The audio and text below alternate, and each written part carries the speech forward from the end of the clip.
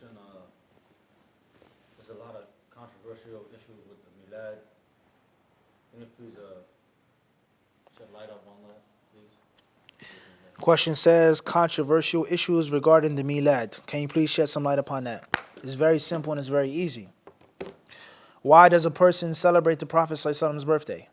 For what reason? Except that you love the Prophet, which every Muslim is supposed to love the Prophet. The Prophet tells us we cannot be believers until we love him more than anything and everything else. That's crystal clear. I celebrate his birthday. I honor him. I mention his seerah, alayhi salatu wasalam, sallallahu alayhi wasallam, because we love him. We manifest our love and our respect. Allah mentions that in the Quran. To respect the Prophet, to support the Prophet, to help the Prophet. There's no doubt about that. Tayyib. Love, respect, honor, these things, they're called what in Islam? It's ibadah. That's the core of ibadah. Ibn Qayyim says. Loving Allah, he says, ruhul iman. That's the lifeblood. That's the engine of faith. Huh? This also breaks the backs of those Ash'ari people who say that Allah doesn't love, and Allah cannot love, and Allah cannot be loved. And if you say that Allah loves, it means you put Allah in a similitude or similarity to a human being. Mayalanul qalb, one's heart turning towards something. If you say that Allah does not love, and you don't love Allah, and it's not literal, it's figurative, what is there of your worship, I'm asking you, on a daily basis, to worship someone that doesn't love you, and you can't love him? What's the purpose? I don't understand how batil, and it goes to show you the extremism of other people. Even if they say that they're Ahlul Sunnah or they're Salafis, who have no spirituality with their technicality. You understand this principle? These two principles? Guiding principles here. The deen, the ilm, and also the what? Spiritual connection as well. So with that being said, love of Allah and love of His Messenger, that's ibadah. Tayyib. So for you to celebrate the Prophet's birthday and celebrate and manifest your love, that means you're performing ibadah. Alhamdulillah, right? And what's the asr of ibadah? What is the condition of ibadah? What's the rule of ibadah? What did the Prophet say in several hadiths about those who wanted to do ibadah, but it wasn't done according to what he said and what he legislated? What use was the slaughtered animal before or after the proper time? Was it accepted? He told them that his meat was what? It's a normal sacrifice. I'm not going to sleep. I'm not going to get married. I'm not going to do this. I'm not going to. What did the Prophet say? He said, your ibadah is maqbula? No. He censured them. He spoke against them. فَمَنْ رَغِبَ عَنْ سُنَّتِي. Hadith after hadith, ayah after ayah. So you can't just make up worship and do what you want to do, even if it seems good or sounds good. And included in that is the Prophet ﷺ's birthday. Was the birth of the Prophet a special day? To say that it wasn't a special day, it's difficult to say that. That's the day in which Allah Azza wa Jal put him on this earth. And everything since then, from his birth, was made for him to be what he was, a prophet. His heart was cut open, his chest was cut open. How he was raised, how he was nurtured, his father dying, his mother dying, his uncle taking care of him. All of those events led up to him being the prophet and the messenger. There's no doubt about that. The Prophet ﷺ was asked about Mondays, why do you fast? He says, that's the day in which what? وَلِدْتُ فِيهِ, I was born. وَأُنزِلَ عَلَيَّ فِيهِ, and the revelation was given to me on that day. Tayyib. But to say that we're going to do something of worship, ibadah to Allah, that the Prophet never ever did, not once in all of his 63 years or 64 years, however long he lived, the ulama, they differ exactly. Don't you find that a bit peculiar? All of those years and he never ever did it? And who loved the Prophet more? You or Abu Bakr as-Siddiq? If you said, I love the Prophet more than Abu Bakr as-Siddiq, okay, maybe, Allahu Alam. How can you love somebody more than the one who was what? That's impossible. It's impossible. He loved him and you loved him. Let's say, hypothetically speaking, that you and Abu Bakr as-Siddiq's love for the Prophet was what equal? Hypothetically speaking. He's automatically going to trump you for what? For one thing, and that's what? He's from the Salaf, but he was what? Physically with the man. So how can you say you love him more than him? Did Abu Bakr celebrate his birthday? Maybe he did it once, the beginning of his khilafah. Not once. One narration do we have? Umar radiallahu anhu, when they said that the Prophet has died, what did Umar say? Who did he say it to? Kuffar, munafiqun. He said it to what? Sahaba. Anyone who says that the Prophet is dead, I'm going to what? Smite his neck. Can you love the Prophet more than Umar? Can you be jealous more than Umar was for the deen? Let me kill this munafiq, O Messenger of Allah. How many times did he say that? Any small insult to the Prophet ﷺ. And how many narrations do we have? Weak or authentic? Sahih, da'if, fabricated. Bring me one. In which Umar radiallahu anhu gathered the Sahaba, the Ansar, the Muhajirin, and he says, لِنَحْتَفِلْ, let's celebrate the Prophet's birthday. Uthman ibn Affan, the man who was married to two of the Prophet's daughters. Did he celebrate the Prophet's birthday? Ali radiallahu ta'ala anhu, the one who the people worship, and they go extreme in. Did he what? Do we have a narration stating that he what? Celebrated the Prophet. Do you love the Prophet more than Ali? Were you related? Were you the cousin of the Prophet? Did you marry his daughter? Did you fight with the Prophet ﷺ? And the list goes on, companion after companion, let alone the Muslims for hundreds of years. They didn't know anything called Prophet's birthday and celebrating it. So there lies no doubt. Anyone who says that you should celebrate the Prophet's birthday is far, far from sunnah and from common sense. And if it's a scholar or an alim who says that you should and you can, that statement of his is far from both of those 2 points. I really understand this? And the deen is not based off of what a scholar allows and what a view of a fatwa of a scholar. That's not the deen of Muhammad alayhi salatu wasalam. So if you want to celebrate the Prophet sallallahu alaihi wasallam's birthday, okay, no problem. Celebrate his birthday when you pray. Celebrate his birthday how you dress and how you look and how you conduct yourself. Let's see you sallu ala al-habib, salli ala al-habib in your daily actions. That's the true celebration, what? Of his birthday. The day in which Allah created this human being as a means of guidance and light for all of his creatures until the last day. How many of us celebrate the Prophet's birthday on a daily basis? People don't even pray. They don't fast. They don't wear hijab. They do all types of haram acts and they do what? They celebrate the Prophet's birthday. What is this nonsense? I mean, I'm asking you, what is this, Akhi? What is this nonsense that we've fallen into? May Allah help us all.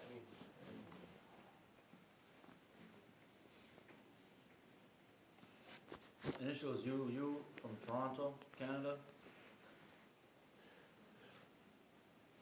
How can one remain focused to seek ilm and have iman after hardship upon hardship? Example, divorce, death, sickness of loved ones. These things should make you stronger. Remaining focused upon seeking knowledge and worshiping Allah and obeying Allah after hardship, death, divorce, this, that. They should make you stronger. Naam, they should make you stronger, right? Like the golf ball. The original golf ball never had dents in it. It was a smooth, round ball, like an egg. And it was a man who loved golf so much. He teed the ball, and he teed the ball.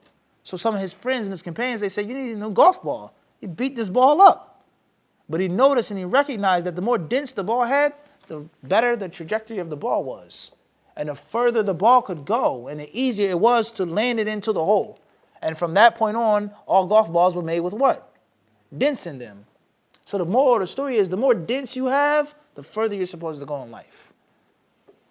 Those wounds and those scars are supposed to be marks of love and devotion. It's supposed to make you better and not weaker. Next question. Initial BH from Poland. City, please. Opoli. Opoli. Apoli, Poland. Assalamu alaikum. Sheikh, and may Allah preserve you. Should beginning student of knowledge be translating easy books to his language or focus on himself? My ummah is in big need. Question comes from Poland. Should a beginning student of knowledge translate easy books into his language for his people, or should he just study and focus on himself? The question is an oxymoron, if that's how you say the word. It doesn't make any sense. You translating a book is a means of studying the book, understanding the book, mastering the book. You giving beneficial knowledge to the people, that's paying zakat on the knowledge that Allah has given you. And if you pay zakat, what happens to your wealth? No question. It increases physically and metaphysically. The barakah, and Allah will give you more. But that doesn't mean that you just waste all of your time. Well, not even waste, that's a bad word. I take that back. That you spend all of your time translating. But if you have the ability to translate, and the questioner says that my ummah is in need, why not? And the first person to benefit from a book, Abdul Wadud, is the author or the translator. Sheikh Mubin rahimahullah, whom I've never met, he died, I wasn't overseas yet, but I studied with him through his tapes and his books. And I can say this, alhamdulillah, proudly, walillahi alhamd. I benefited tremendously from the legacy of Sheikh Mubin rahimahullah. And from the tapes that I had in my house when I was in Medina, is he was asked a question similar to this, but in Arabic, and about an Arabic speaking person. Should a talib al-ilm yashtaghl bit-tasnif wa ta'lif? Should he write books? Should we do this? Or should he just yurakiz ala talab? You know what Sheikh Mubin rahimahullah ta'ala said? He says, فَأَوَّلُ مَنْ يَسْتَفِيد Mu'allif, al-katib. He says the first person to benefit from the book is the what? The author. So when you write a book, you got to research. When you do a khutbah, you have to prepare, you have to memorize, you have to, you understand this? When you do a class, so you benefit first and foremost.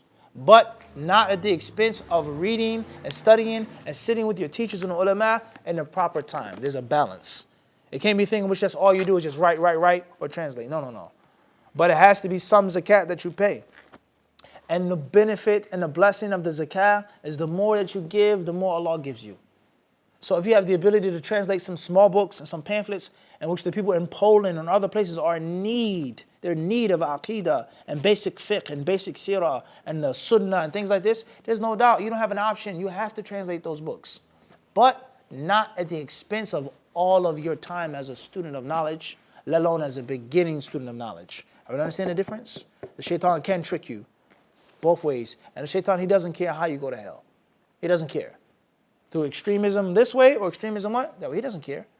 You can go to the fire of hell by hoarding knowledge. Not passing on knowledge. Sunnah clearly teaches us that.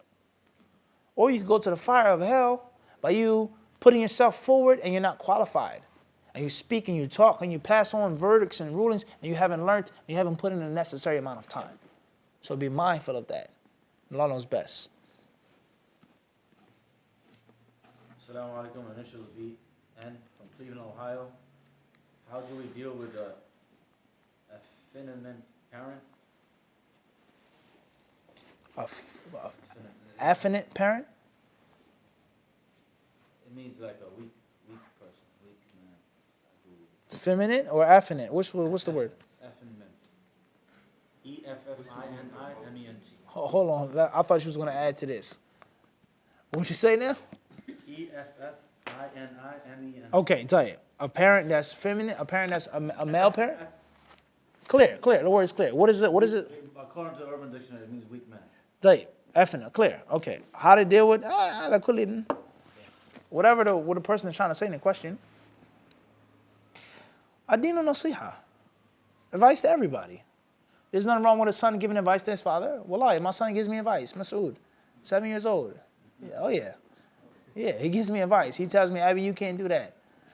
Abby, you can't say that. Abby, did you do this? There's nothing wrong with that. I can't get angry, upset. Shut up, you're 7. No. Advice is for everybody. So if your father's doing anything which is wrong or leaving off that which he shouldn't leave off, give him advice. Give him nasiha. Enjoin the good, forbid the evil. That is applicable to what? There is no autonomy or some type of, aristocracy in which you can't. No. The advice is for the leader and the led. So give your father advice in the proper way, with respect. Talk to someone who has a louder voice than you, an uncle, someone that can talk to him that he'll look up to or fear or be afraid of or shy. But you have to give advice to every single person. Huh? So anything your father's doing that's wrong, you give him advice. If he's this or that, whatever word or whatever he means, and whatever it's supposed to be, give him advice. Tell him to fear Allah subhanahu wa ta'ala. Love him for the sake of Allah and hate him what? For the sake of Allah. Allah knows best. Further, do. What's the ruling on voting? Ruling on voting. In political. Clear. Tayyib. The modern day ulama, they have different views on this issue.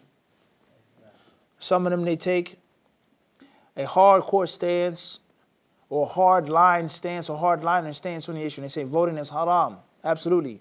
In the East, in the West, in this is haram. La yajuz. And there are many harms that come from voting. Many harms that what? Come from voting. I'm not saying this is the best book, but from the best books that have been written on this topic for that view is the book of Sheikh Muhammad al-Imam, rahimahullah, hadithdullah, in Yemen. He wrote a book just on voting. Just on voting. So that's the first view. And they have their proofs and their evidences why voting is bad, why it's haram, democracy. They say, they have their clear proofs and evidences. And there are the others who say that even if it is haram, it's permissible or mandatory in times of need and necessity. In times of need and necessity. In the Middle East or in the West. In which if the Muslims don't do something or don't say something, they'll be totally steamrolled by someone who's utterly wicked and has no mercy and no kindness in his heart for the Muslims, and someone who will eradicate the deen and the sunnah. But as we see in certain countries to this day. And some people, they say, I don't live in Egypt or Palestine or Saudi, I don't live there. But some people, they say that it's easy for you to give a fatwa and say that we can't vote. But when no Muslims or religious Muslims or practicing Muslims stand up and do something and have some type of political voice, and we get somebody who says, now the niqab is banned, this book is banned, this is haram, this is illegal, we can't pray like this, we can't do this, who's to blame? And the Muslims will say, subhanAllah, Allah has punished us with this leader, we can't do this, he's oppressing us, he's killing us, he's locking us up. They're going to say, we don't want to hear you crying and weeping because you had an opportunity and a chance to say something. But your vote doesn't count. It doesn't matter. But you can what? Make an attempt and make an effort in stopping it. So that's another view of some of the ulama and some of the modern day fuqaha. And obviously there are others who go the other side of it, the other wave. They say voting is totally halal. It's nothing wrong with it. It's totally permissible. It's 2018. We're not living in the khilafah. It's not the Ottoman Empire. It's not the khilafah of Umar, so on and so forth. And they have their reasons why. Obviously, balance is always is what we want in the deen. The bottom line is that if you say that voting is haram, tayyib, okay. Driving a taxi is haram and this like last night, maybe. But how many things are we doing living in the United States, in Britain, or in overseas in the Middle East that is haram to the consensus of the ulama? No madhab says that you can do this. And people do it on a daily basis, and it's a normal, basic, simple thing. And it is accepted. That's all I would say on that issue. Al-Muhim, the Muslims just deal with our country, not talking about the Middle East because that's more complicated. Our country, you have second generation Muslims, third generation, fourth generation Muslims. People that are not going to another country. They're not moving. They want to live and die in this place. And Allah knows best. And for them to live and to travel and to exist and to function and have no political involvement at all. It's a very interesting point, I would say at the least. To live in a country, die in a country, pay taxes, own, do all of these things, and have no political involvement whatsoever. Allah knows best. Next question. And this is AJ from Bowie, Maryland. Assalamu alaikum wa rahmatullahi wa barakatuh. Sheikh Mufti, can you please recommend a book with the authentic names of Allah? Jazakallah khair. Barakallah fiqh.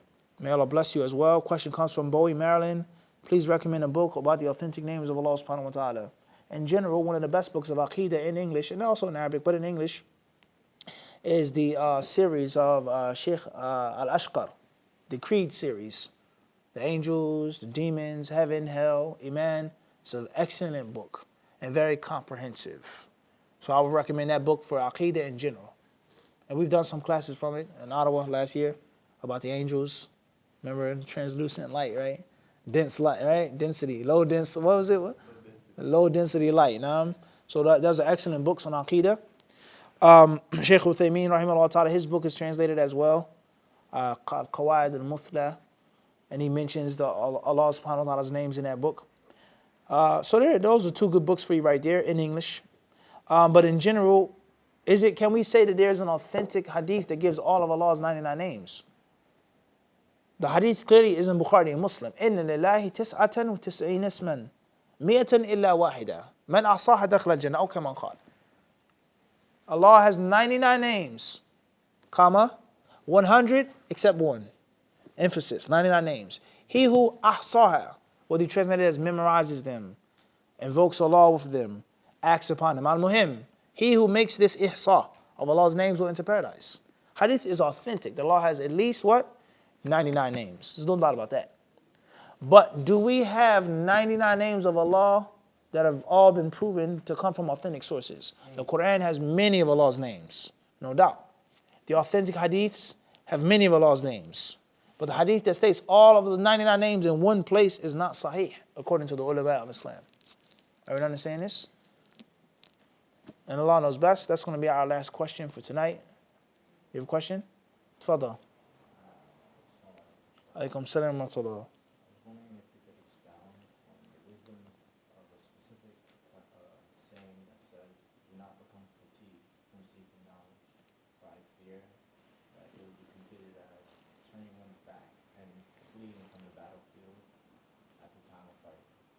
Question says, could you please expound on a statement that goes as, do not fatigue, do not become tired and give up and quit in seeking knowledge? For if you do, I fear that it will be equivalent to one turning his back on the battlefield and running from the battlefield. Now, very important question. I've never heard this statement before, but I would say that the statement means that seeking knowledge is a type of jihad fi sabilillah. There's no doubt about that. Okay? In the Quran and in the Hadiths, we learn that seeking ilm is a type of jihad. And that's because the deen, as Ibn Taymiyyah rahimahullah has explained, yaqum, it says it stands on two things. It stands on a pen and it stands on a what? The sword. Everyone understand this? It stands on a pen and a spear. Or as we say in HD madhab, right? Abdul Qawi is not here. Hadith disciples, school of thought, the pen and the sword are what? One thing. There is no the scholar's blood, the scholar's ink is more hot. La la la. The martyr's blood and the scholar's ink are what? They're supposed to be one. The pen and the sword, there is no who's mightier. They're supposed to be what? My pen is a sword and my sword is a what? It's a pen. You understand this? Long live what? I tell you, everybody can learn this or not. So with that being said, talab al-ilm is a type of jihad fi sabilillah. So if it's a type of jihad fi sabilillah, what's the ruling of a person being a coward on the battlefield? The general rule is that it's haram and it's a major sin. As is mentioned in chapter 8, Surah Al-Anfal, and as is mentioned in authentic hadith in Bukhari and Muslim, اجتنبوا السبع الموبقات, avoid the 7 destroyers. And from them, وَالتَّوَلِّي يَوْمَ الزَّحْفِ. All right? وَمَنْ يُوَلِّهِمْ يَوْمَئِذٍ دُبُرَهُ إِلَّا مُتَحَرِّفًا لِقِتَالٍ أَوْ مُتَحَيِّزًا إِلَى فِئَةٍ فَقَدْ بَاءَ بِغَضَبٍ مِّنَ اللَّهِ وَمَأْوَاهُ جَهَنَّمُ. Oh man, you guys, man. How much dust and rust I have in my head, I mean.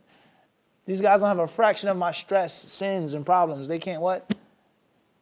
They can't keep up. Allahu musta'an. Allahu musta'an. Al-Muhim, turning your back on the battlefield is a major sin. Unless there's certain conditions, such as a ruse, a trick, laying bait to the enemy, decoy, or such as the ulama of Islam explained, if a person is grossly outnumbered, in which is certain death and is of no point in you dying and fighting there. Or unless a person wishes to rally with another group of the believers. The details of turning your back. Al-Muhim, the default rule is that it's what? A major sin, and it cannot be done. So if jihad and talab al-ilm share parallels, turning your back from the battlefield and turning your back from talab al-ilm, dropping out of school, quitting, giving up, discarding your classes, discarding your teacher, is also going to share what? Parallels. That's what it means. Don't fatigue, meaning don't quit, don't give up. Seeking knowledge is hard, it's burdensome, wallahi, it's not an easy road. And I've only sought a little bit of knowledge in my short life. And I only have a little bit of knowledge in my short life. But I can tell you for sure, without no humility or humbleness, seeking knowledge is not that simple. It's not a piece of cake. And it demands a great deal of sacrifice. And it also demands a great deal of suffering. And that's why the golden principle of Abdullah bin Umar radiallahu anhuma, he says, tell the student of knowledge to buy a pair of iron sandals. That's the first thing you need, yakhi. Not a pen and a thobe and a kufi and tazkiyah and this book and kitab al-tawheed. The first thing you need is iron sandals because it's hard and it's long. So seeking knowledge is not an easy, simple, slice of cherry pie as people try to make it seem. It's not romantic and no, it's full of tough, rough stuff. Brothers who've known me from years, they've known some of the sacrifices that we had to go through to this day. So with that being said, don't give up. Don't quit. Don't turn your back. Because I fear that you'll be included in those who turn their backs on the Yawm al-Zaf. And that's because we can read a book, or we can watch a movie, or watch a documentary, or learn something in history, or watch a cartoon, or talk tough and rough. But as the wise man said, war is enjoyable to all those who haven't experienced it. War is fun and sounds good to those who what? Never went to war. Do you realize what it means? Jihad fi sabilillah, or non-Muslims fighting. You may not come back. You're going to lose your life. Your wife, your children, your friends, your car is gone. You're going to die. And it's a huge possibility that you're going to be in the first wave of casualties. You play chess, pieces must what? You have to get rid of pieces. Pawns, you can't keep the pieces. Soldiers are meant to die. That's real deep psychology right there. You are not going to, half of you guys aren't going to make it back. 9 out of 10 of you guys aren't going to make it back to your comfortable beds and your wives and your mothers home cooking. You're going to die on the battlefield. Or if you don't die on the battlefield, you'll be wounded. You know what it's like when you cut your finger? You know when you cut your finger by accident, what it feels like, how it burns? You know that burning feeling? That's your flesh. Everyone understands it's being ripped apart. So imagine someone sticking a spear in your chest, throwing a javelin into your chest, cutting you with a sword. You get hit with a bullet. How many miles per hour is the bullet traveling? How hot is the bullet? I was reading an article in Atlantic City at the conference. We were in a barbershop, read an article about what goes on, the science behind a bullet entry. It's deep, ahi. The things that take place the moment that bullet hits your body. It's deep. It's not a joke. So it's nice to talk about war, but you've never been shot. You've never been stabbed. You've never been in a fist fight. You've never been in a real fight. You say you don't have a real bone in what? In your body. That's the only thing. So it's easy to talk about it. But the concept of injury, of death, of suffering, it's not an easy thing. So when Allah says, don't turn your backs on them, that's not just an easy, simple cup of tea that you just drink up. To stand firm, to be brave in the face of direct harm. That takes strong iman. And the same applies to talab al-ilm. To know that you're going to go through this problem and you're going to lose this and you can't have this and you're going to lose this friend and you're going to get divorced and this one is going to talk about you and this one and that one. It takes a lot of strength.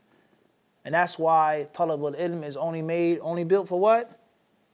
Few people. It's not built for what? For everybody. Because it's such a special thing. And that's why everyone loves a hero. Everyone loves a what? A hero and a warrior. Because only a few men can actually what? Or a few women can actually become that. So I think that's what that statement means. And Allah subhanahu wa ta'ala knows best. Wa sallallahu sallam wa barak ala abdihi wa rasulihi nabina wa imamina Muhammad.